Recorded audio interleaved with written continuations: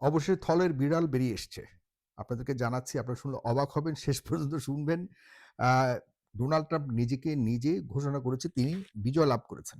ইরানের সাথে যুদ্ধে তিনি বিজয়ী হয়েছেন। নিজের বিজয়ের ঘোষণা নিজে দিয়েছেন।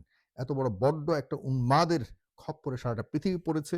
প্রিয় ভাইয়েরা, আপনারা অবশেষে তিনি জনাব ডোনাল্ড ট্রাম্প যে ১৫ টি পয়েন্টস এর উপরে শান্তি চুক্তি প্রস্তাবনা দিয়েছেন। শান্তি চুক্তি। তথাকথিত শান্তি চুক্তি ডোনাল্ড ট্রাম্প দিয়েছেন। এই ১৫ টি পয়েন্টসের অ্যা যে বিস্তারিত এটি এখনো কোনো মিডিয়াতে তেমনভাবে আসেনি বাংলাদেশে। আমি খোঁজ করেছি। কিন্তু আমার কাছে এটি সামহাউ এসছে। আপনাদেরকে আমি লিংক দিয়ে দিব। আপনারা নিচে লিংকও পাবেন আমার এই ইয়ের নিচে বা ভিডিওর নিচে। তবে আমি শোনাচ্ছি আপনাদেরকে। আপনারা নিজেরাই বলবেন যে এই পয়েন্টস গুলোর উপরে ইরানের কি কোনোভাবে সুযোগ আছে কিনা এর সাথে এগ্রিমেন্টে যাওয়া বা কোনোভাবে এই চুক্তিতে স্বাক্ষর করার কোনো সুযোগ আছে কিনা আপনাদের? ১, ইরানের সাথে যে ১৫ চুক্তির নাম্বার 1 হলো ইরানের উপর আরোপিত সব নিষেধাজ্ঞা তুলে নেওয়া হবে। খুবই চমৎকার। আপনারা শেষে শুনে এরপর মন্তব্য করবেন। এরপরে ২, বেসামরিক পারমাণবিক প্রকল্প, বিদ্যুৎ উৎপাদনের উন্নয়ন ও অগ্রগতিতে যুক্তরাষ্ট্র সহায়তা করবে। চিন্তা করুন, যুক্তরাষ্ট্র সহায়তা মানে তো বোঝেন কি হবে। আচ্ছা। ৩, ভবিষ্যতে আবারও নিষেধাজ্ঞা আরোপের হুমকি তুলে নেওয়া হবে। মানে ভবিষ্যতে আর কোনোদিন যুক্তরাষ্ট্র ইরানের উপরে নিষেধাজ্ঞা আরোপ করবে না। এ ধরনের একটি নিশ্চয়তা দেয়া হবে।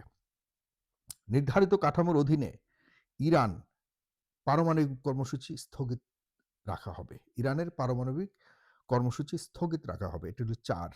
মানে বুঝছেন তো? নির্ধারিত কাঠামোর অধীনে ইরানের পারমাণবিক কর্মসূচি স্থগিত রাখা হবে। ৫, সমৃদ্ধ ইউরেনিয়াম থাকবে, তবে তা নির্ধারিত সীমা ও তত্ত্বাবধানে রাখা হবে। তার মানে নির্ধারিত একটি জায়গায় সীমাবদ্ধ রাখা হবে এবং কার তত্ত্বাবধানে রাখা হবে? আমেরিকার তত্ত্বাবধানে রাখা হবে। আচ্ছা, ৭ নাম্বার, পারমাণবিক কর্মসূচির ব্যবহার শুধুমাত্র বেসামরিক ও প্রতিরক্ষামূলক উদ্দেশ্যে সীমাবদ্ধ থাকবে।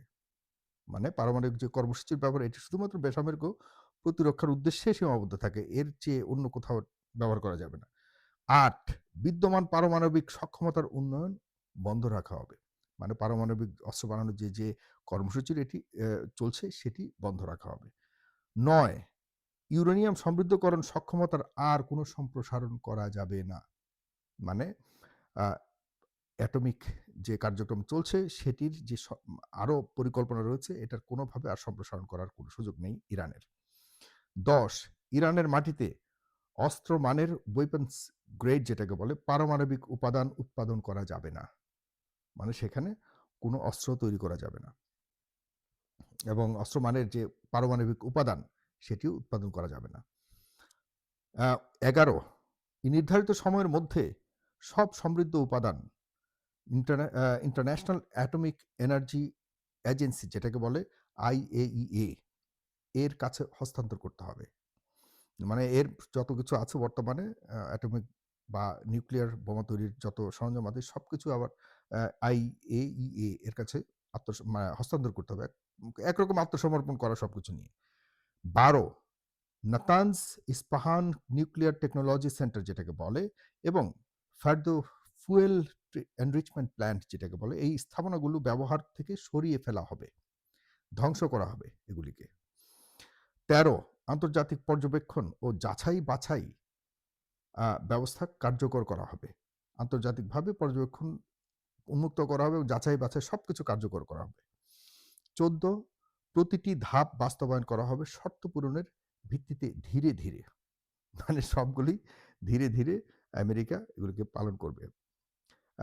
১৫, সংশ্লিষ্ট পক্ষগুলোর মধ্যে অতিরিক্ত আঞ্চলিক ও নিরাপত্তা বিষয়ক সমঝোতা গড়ে তোলা হবে। আঞ্চলিক ও নিরাপত্তা বিষয়ক সমঝোতা এদিক সেদিক যে দেশগুলি আছে এগুলির সাথে নিরাপত্তা বিষয়ক সমঝোতা তৈরি করা হবে, যেটি অন্যান্য দেশগুলি চায় যে ইরানের পক্ষ থেকে ওরকম কোনো জাতীয় হুমকি না থাকে এটি গ্যারান্টি দেওয়ার জন্য। সুতরাং ওদেরকেও একটা বুঝ দিবে যে ইরান তোমাদের উপরে কখনো করবে না, এটা আমরা দায়িত্ব নিচ্ছি। এই ১৫টি পয়েন্টসের উপর আপনারা বলুন তো, মানে ইরানকে কার্যত ইরানের উপর যেই উদ্দেশ্যে ইরানকে এত বছর যুগ যুগ ধরে হেনস্থা করা হয়েছে, নির্যাতন করা হয়েছে যে ইরানকে দখল করতে চাই, ইরানের এনার্জিকে আমরা দখল করতে চাই, ইরানের হরমুজ প্রণালীকে দখল করতে চাই, ইরানের যত শক্তি আছে সবকিছু আমাদের কবজায় নিতে চায়। এটাই ছিল তাদের উদ্দেশ্য এবং এই ১৫ টা পয়েন্টসে স্পষ্টভাবে উঠে এসেছে যে আমেরিকা এবং ইসরায়েল দেখুন ইসরায়েলের কিন্তু নিজেদের কাছে পরমাণু অস্ত্র আছে। তারা ঘোষণা দেয়নি। তারা IAEA এর সদস্যও নন। অথচ তাদের কাছে পরমাণু অস্ত্র আছে সবাই জানে। আজ পর্যন্ত ইসরায়েলের উপরে এই ধরনের কোনো নজরদারি করে নাই পশ্চিমা রাষ্ট্রগুলি। অথচ ইরানকে কোনোভাবেই হতে দেয়া যাবে না। কেন রে ভাই? সৌদি আরব করুক। সৌদি আরবকে দিতে বলেন। সৌদি আরব করবে না। কারণ সৌদি আরবের এই ধরনের করা বা অন্যান্য উপসাগরীয় দেশগুলি থেকে এই ধরনের করার মানে এই ধরনের পরিকল্পনা করবার যত দায়-দায়িত্ব আছে এগুলো সব আমেরিকা নিয়ে বসে আছে। ইসরায়েল বলে রেখেছে যে তোমাদের দিনের পর আমরা দিব। এই কারণে তারা চায়ও না। ইসরায়েলের কাছে আছে কিন্তু ইসরায়েলকে কোনোভাবে এই পারমাণবিক অস্ত্র নিরস্ত্রীকরণের জন্য কোনো ধরনের ভূমিকা পশ্চিমারা রাখছে না। এগুলি সম্পূর্ণভাবে ভণ্ডামির অবশেষ বিশ্বাস করুন। একদম ভণ্ডামির অবশেষ। এই চুক্তিগুলি মানে এই পয়েন্টসগুলির কোন কোনটা কি মানার কোনো সুযোগ রয়েছে বলে মনে করেন? মানবে না। ইরান ইতিমধ্যে বলে দিয়েছে যে এই ধরনের কোনো আলোচনা আমাদের সাথে হয়নি। ডোনাল্ড ট্রাম্প বদ্ধ পাগল। তিনি নিজেই বক বকবক করছেন। তার সাথে এই ধরনের কোনো দেখেন আরেকটা চালাকি আপনাদেরকে বলে দেই। ডোনাল্ড ট্রাম্প কি বলেছে?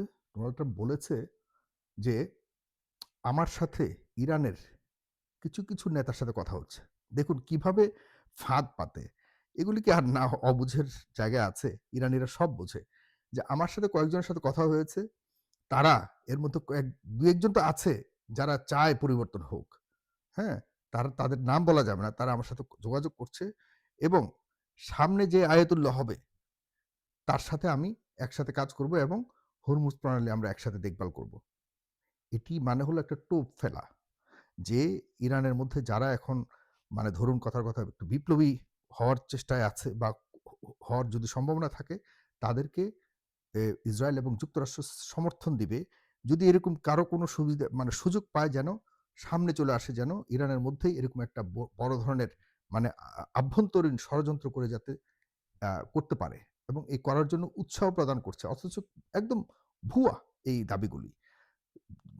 যুক্তরাষ্ট্র চাচ্ছে যে ইরানের মধ্যে যারা নেতৃত্বে রয়েছে এদের মধ্যে কেউ আয়াতুল্লাহ খামেনি হওয়ার মতো এগিয়ে আসবে ভিতরগতভাবে মানে একটা অ্যাসাসিনেশন করে আরকি বর্তমানে যারা নেতৃত্বে রয়েছে তাদের কাছ থেকে ইয়ে করে আর যুক্তরাষ্ট্রের আহ্বানে বা যুক্তরাষ্ট্রের সাথে একটা ষড়যন্ত্র করে গোপনে যোগাযোগ করে এরকম কোনো কিছু করবার একটা আহ্বান জানিয়েছে। সে একটা টোপ ফেলেছে। আসলে কারো সাথে কোনো কথাবার্তা হয়নি। সে শুধুমাত্র বিভ্রান্ত করবার জন্য বর্তমান এই সরকারকে ইরানের সরকারকে মানে একটা অ্যা অ্যা এমন একটা জায়গায় নিয়ে যাওয়ার জন্য যাতে তারা বিভ্রান্ত হয় আর অন্যরা যাতে একটু ভিতরগতভাবে ষড়যন্ত্রের মধ্যে এগিয়ে যায়। এর মাধ্যমে যদি কোনো পরিবর্তন ঘটে তাহলে নেক্সট আয়াতুল্লাহ যে ষড়যন্ত্র করবে তাকে বানাবে যেটা রাজা পেহলভি করেছিল। আপনারা ভালো করে জানেন রাজা পেহলভির ছিল শুধুমাত্র আমেরিকার একটা পুতুল সরকার। আর কিছুই ছিল না। তার কাজই ছিল শুধুমাত্র এখানে যত পাওয়ার উৎপাদন আছে সবকিছু মানে ইরান চলতই একটা সময় আমেরিকার কথাতে। আর কিছুই ছিল না। রাজা পেহলভি শুধুমাত্র একজন আ কার্যত কাঠপুতুল ছিল যুক্তরাষ্ট্রের। সেগুলি ভেঙে চুরমার হয়ে গেছে ১৯৭৯ সাল থেকে ইরানে এই আয়াতুল্লাহ খামেনির অধীনে ইরান নিজস্ব সার্বভৌমত্বকে, স্বকীয়তাকে বজায় রেখেছে এখন পর্যন্ত। এটাকে ভাঙতে যাচ্ছে যুক্তরাষ্ট্র। এই হলো মূল বিষয়। এখন আমরা মনে করি যে এই ধরনের চুক্তিতে ইরান কখনোই যাবে না। ইরান তাদের আক্রমণ চালিয়ে যাচ্ছে গতকালকে থেকে এখনো পর্যন্ত ইসরায়েলের আকাশ তারার মতো জ্বলজ্বল করছে।